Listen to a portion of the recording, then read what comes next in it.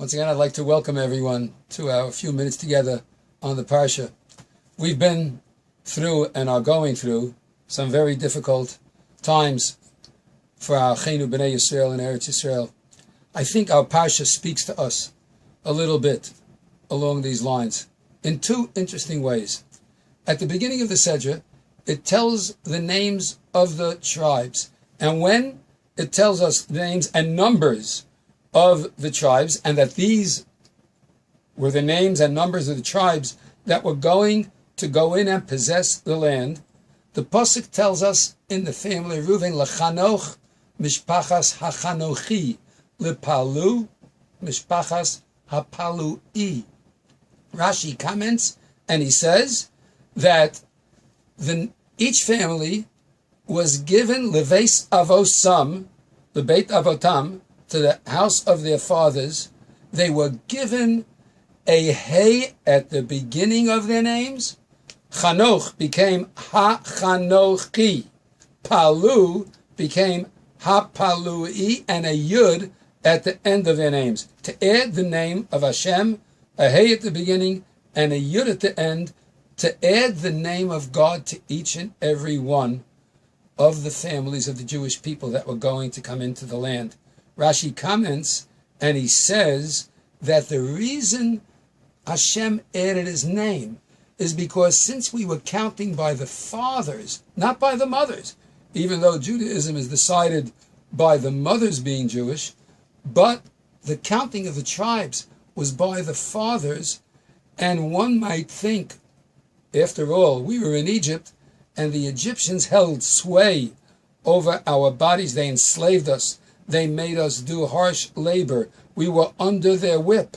One would easily say, just as the men were under the strong hand of the Egyptians, so were the women under the hand of the Egyptians, and there was no purity and morality amongst the families of the Jewish people. So Hashem is coming along and saying, I am testifying to you that each and every family is morally pure, and that the sons are the children of their fathers by my testifying, hachanochi, hapalui, hachetzroni, and so on and so forth.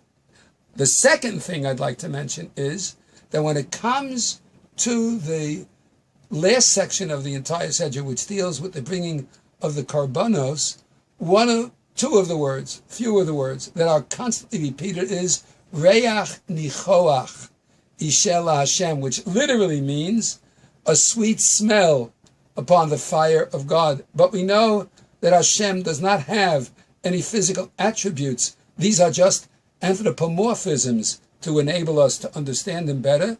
So we go to the Unclus, and Rashi himself quotes it, Shiyahi Nachas Ruach. It should be a calmness of spirit for me. And as the Targum says, Le'iskabola bera'ava, that it be willingly accepted. The karbanos should be willingly accepted. How do we get our prayers, which take the place of the karbanos? As we learned in the Daf Yomi just the other day, how do the prayers take the place of the karban when we offer the prayers as Reach Nichoach, willingly accepted? And how are they willingly accepted? Because the Jewish people are of a moral rectitude and purity that gives them a certain nobility.